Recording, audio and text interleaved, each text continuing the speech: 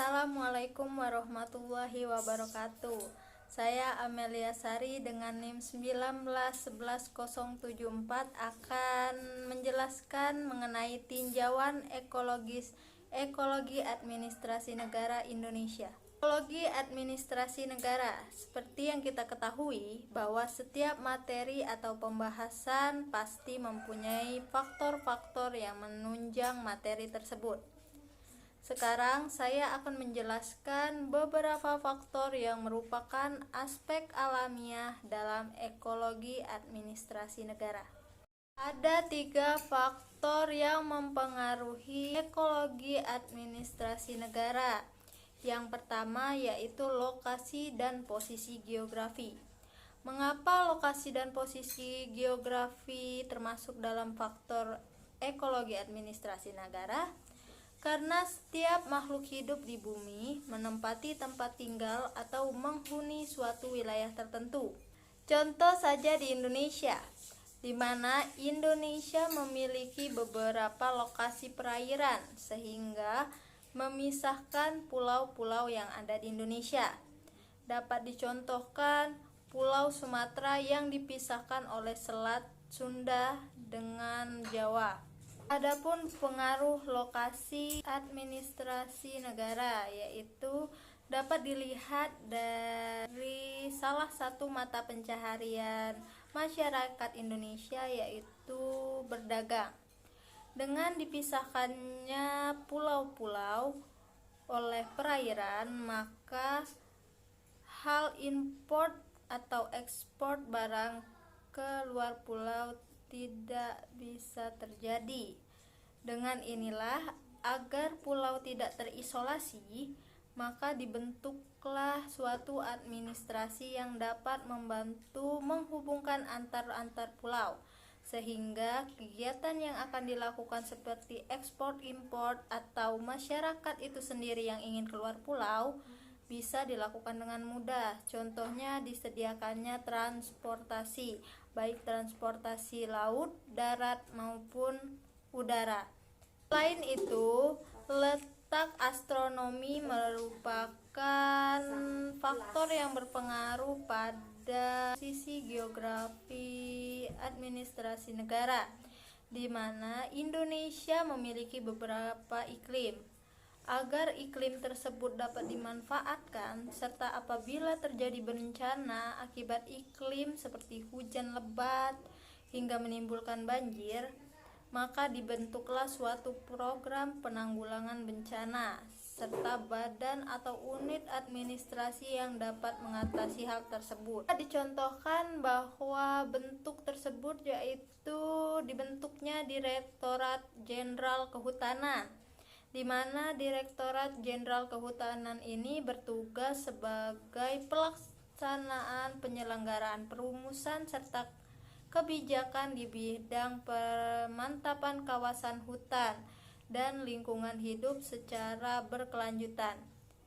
Dibentuknya ini agar kawasan hutan dapat dimanfaatkan dengan baik serta satwa yang mendiami suatu hutan tersebut tidak punah. Selanjutnya yaitu pengaruh posisi silang di negara Indonesia. Negara Indonesia terletak di antara 2 benua dan 2 samudra.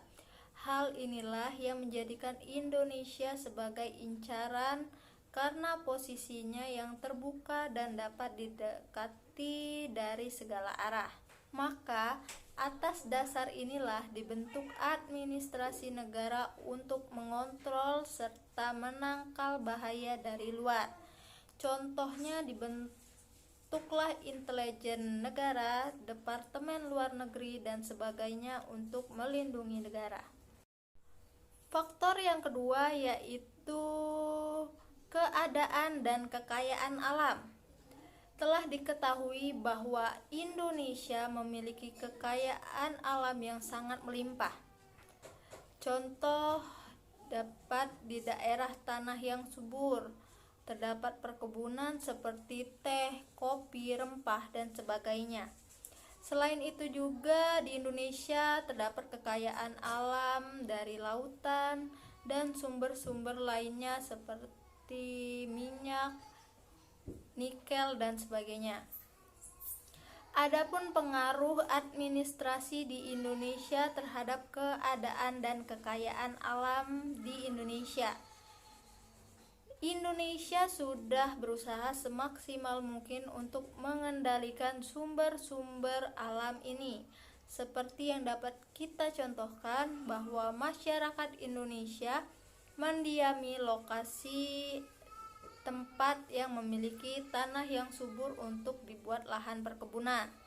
Maka masyarakat melakukan penanaman kopi sehingga hasil yang didapat dapat dijual maupun diekspor ke luar negeri.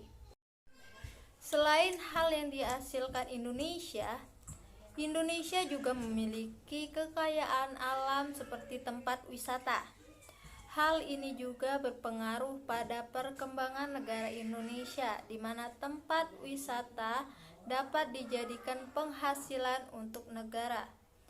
Bukan hanya dapat dinikmati oleh orang dalam negeri, tempat wisata tersebut dapat dinikmati oleh orang luar negeri.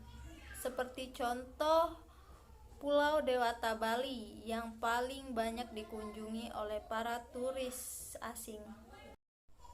Faktor yang terakhir yaitu keadaan dan kemampuan penduduk. Mengapa keadaan dan kemampuan penduduk menjadi salah satu faktor administrasi? Hal ini dikarenakan penduduk merupakan manusia yang mendiami suatu wilayah tertentu, serta merekalah yang melakukan serta memanfaatkan kekayaan alam tersebut. Adapun pengaruh keadaan dan kemampuan penduduk yang mempengaruhi administrasi negara. Yang telah diketahui bahwa keadaan penduduk memiliki hierarki, yaitu kelahiran, kematian, serta perpindahan penduduk.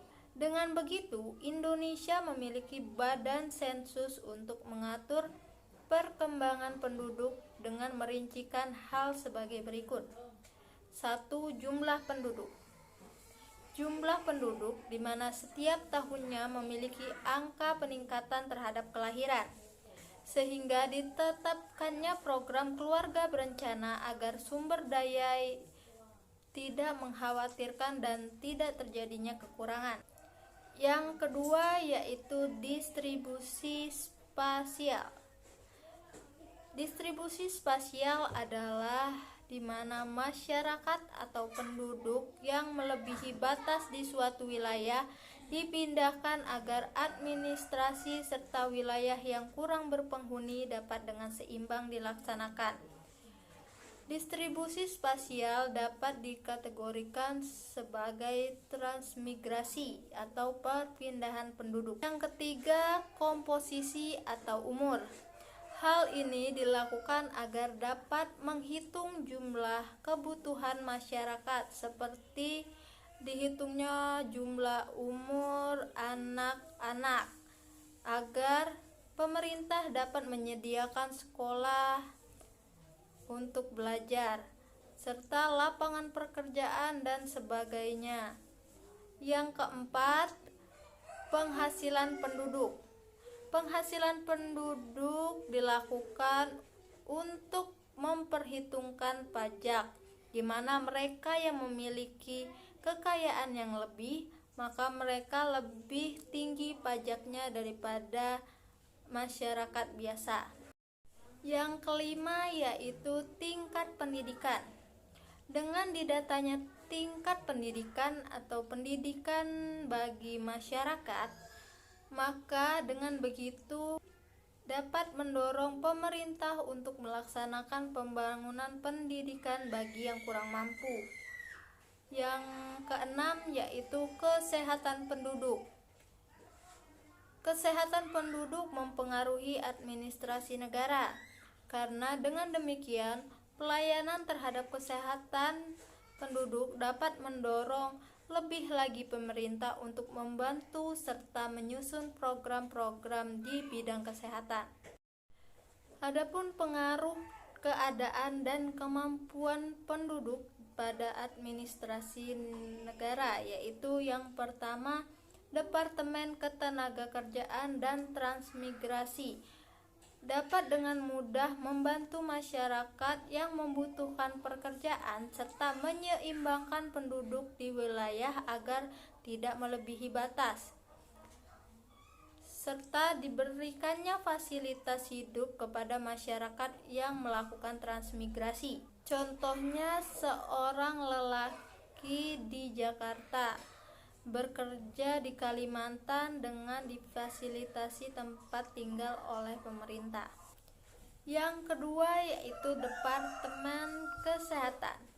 Dengan program-program yang dibuat untuk mempengaruhi keadaan penduduk yang mendiami suatu wilayah tertentu, maka pihak tenaga kesehatan membantu para penduduk untuk dibuatkannya posko-posko kesehatan, serta di tempat terpencil pula dibuatlah tempat kesehatan sehingga apabila ada yang sakit, mereka dengan mudah menghampiri pihak kesehatan.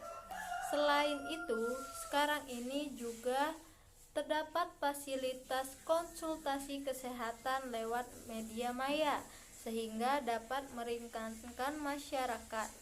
Yang terakhir yaitu Undang-Undang Wajib Belajar. Program ini dibuat agar masyarakat atau penduduk tidak buta terhadap huruf, membantu masyarakat untuk lebih berwawasan luas, beretika yang baik, serta meningkatkan keterampilan dan dapat lebih maju lagi. Sekian penjelasan dari saya mohon maaf bila ada salah kata. Wassalamualaikum warahmatullahi wabarakatuh.